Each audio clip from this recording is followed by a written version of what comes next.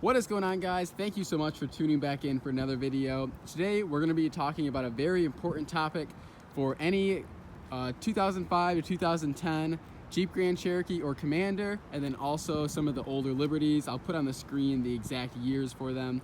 But this is a well-known issue that I've seen on lots of forums. I've seen on Instagram quite a few times. This part is known to fail, and it can cause serious repercussions when it does fail. Let me absolve you of the past that controls you. I just wanna know what you look like without a weight on your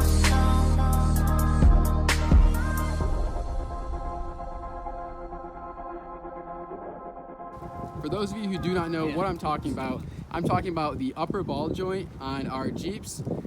There's an issue with, even with the stock Jeeps, this upper ball joint here is known to fail. And when it fails, there can be really bad consequences. So the idea is here that with a stock upper control arm on a lifted Jeep, the angle would be much more severe. These are adjusted to make up for the angle from the whole strut being lower.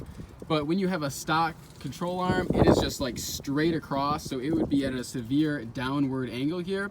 That puts a lot of strain on these ball joints, and the stock ball joints are not known to last for a very long time. And they also have a lot of issues once you lift them. But this is also known for being an issue with stock Jeeps as well. I did not really know that, but I've researched quite a bit and learned about that. So if you have like a lowered SRT Grand Cherokee, the 2005 to 2010, they make specific control arms for stock and lowered Jeeps, and then they make different control arms for lifted Jeeps. If you go on jbaoffroad.com, you can look through all their different control arms that they offer. They're really high quality. Everyone who buys upper control arms, they know that you have to get either Rocky Road Off-Road or the JBA upper control arms, both of which are very high quality made. I don't believe that Rocky Road has them for lower Jeeps, so that's just another thing to keep in mind. Or if you have a stock Jeep, they also don't have those upper control arms. But this is a really big issue because, as you can imagine, when that ball joint fails, you can have some severe consequences. So as you saw in the pictures, what inevitably happens is the ball joint separates from this, I want to call this like the steering knuckle here. This piece here, it just separates itself from that. Because of the intense angle, it eventually just pulls itself apart. And obviously when it does that, you can't really predict when it's going to happen. You can sometimes check if you get the wheel in the air and if you feel, you like wobble the wheel around if you feel any play, but that can also be so many other things that it's not like a good way to tell.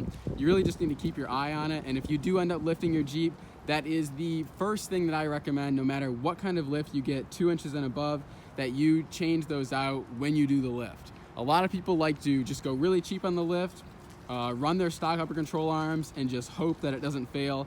And that's what every single person, from the pictures that I've shown, that's exactly what happened. Is they lifted it, didn't do the upper control arms at the same time, and then eventually paid the price. So make sure that when you do lift your Jeep, you take into account you need to get aftermarket upper control arms just to make sure everything is safe and you don't end up breaking anything. Obviously, if that tire falls over, it's going to cause severe consequences if you're on the highway or just driving 10, 20 miles an hour. It's going to ruin, your wheel, the tire itself. What else is in there? Your hub bearing, the axle. It'll break your brake lines. It's just a lot of bad things that can happen from it. Obviously, if it falls over while you're doing 70 on the highway, it could send you, off of the road, into the median, off of a bridge. So definitely take that into account when you go to lift your Jeep. I hope you guys learned something from this video.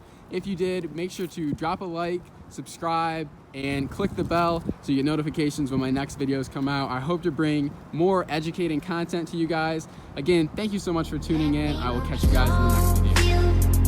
of the past that controls